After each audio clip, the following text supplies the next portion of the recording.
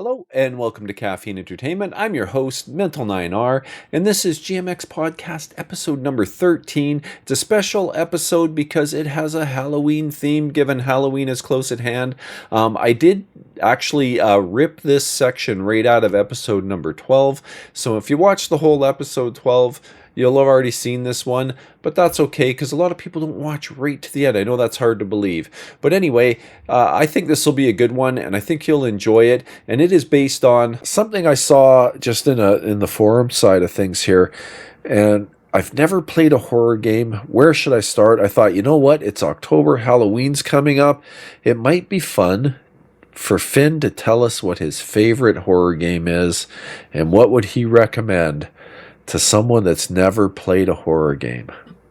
Okay, so I was thinking about that not for very long, since you just told me about it like 20 minutes ago. Hey, come on. I've been thinking about that for a lot. And I think there's two different games. Obviously, there's obviously Resident Evil, great series of games, but that's kind of out there. It's well known. It's the big brand. It's the big big gorilla in the room. There is two other games though that I think I would recommend to people. And now I haven't played the remastered version of this yet, I will admit. And it's What Remains of Edith Finch? Oh, that was like a horror movie for me. I was going to say actually, Alan Wake was a great game. Not 100% a traditional horror, but a great game. Great game, yep. And definitely a bit creepy.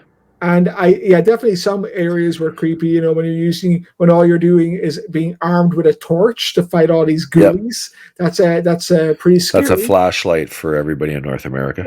Okay, sorry about that. So I would say in terms of the games I've played, horror games, any semi-horror games, probably Alan Wake would be up there as being one of the best. In terms of a series, I know you like Resident Evil a lot, and I like it too, but I've always been drawn a bit more to the more creepier Silent Hill series. Like Resident Evil is more the shock, jumping out, ripping your innards out, and that's fitting. I mean, the remake just came out, so that's fitting. And Silent Hill is a bit more. You could be walking along for a while, not much is happening, but it's pretty creepy. And I remember this experience like the back of my hand. There was you were in this town, your wife was dead, and you were going around this town for whatever reason I can't quite recall. You're in a room and everything is silent. Must be for like 15 minutes. There wasn't a single sound. Like you're in an abandoned place and suddenly the phone rings and it's really shrill. And oh my God, I jumped out of my seat. You're in this room. Looks like no one has lived there for years. The phone rings. It looks like it's not even attached. You pick it up and it's your wife.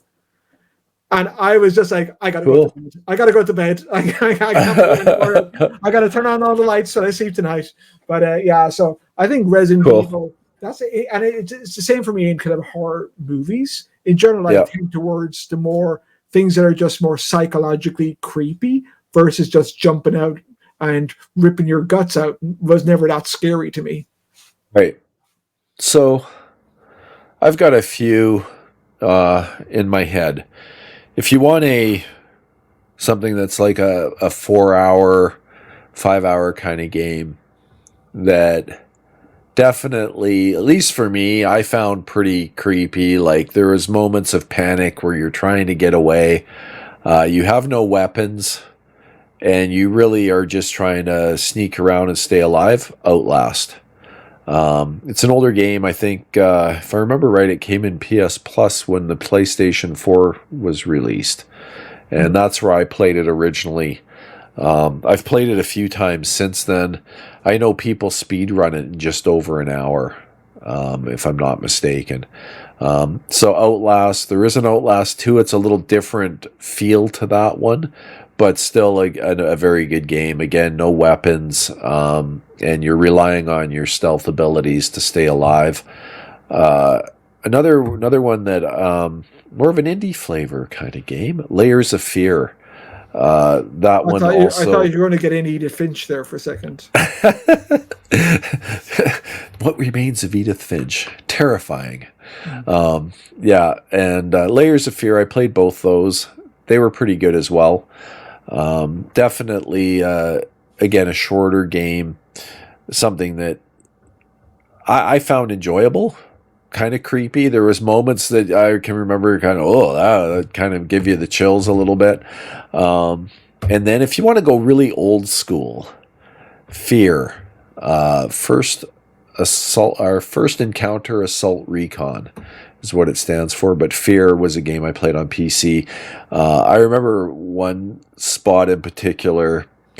I was playing on PC. I was at my parents' house. I had traveled up to to visit my parents. Took my PC with because I was going to be there for a while because my mom had been in the hospital and stuff. So I was there for a week. So I took my PC with. Had it all set up in the basement. All the lights are out, and my mouse like flew off the desk, hit the floor, and I like the chair went flying back, and I was like, "What the?" Probably the best jump scare I've ever experienced in my life. It was so unexpected, and so that was a good game. Quite enjoyed. And then if I'm going to talk favorite series of games, man, I love the Resident Evil series. They're all like all the remakes were great, and that kind of wraps it up. Thanks so much for joining, and I really appreciate you hanging out with us once again. Don't forget to like, subscribe, or follow if you're on Rumble, and most importantly, even leave a comment below. I'd love to know what your favorite horror games are.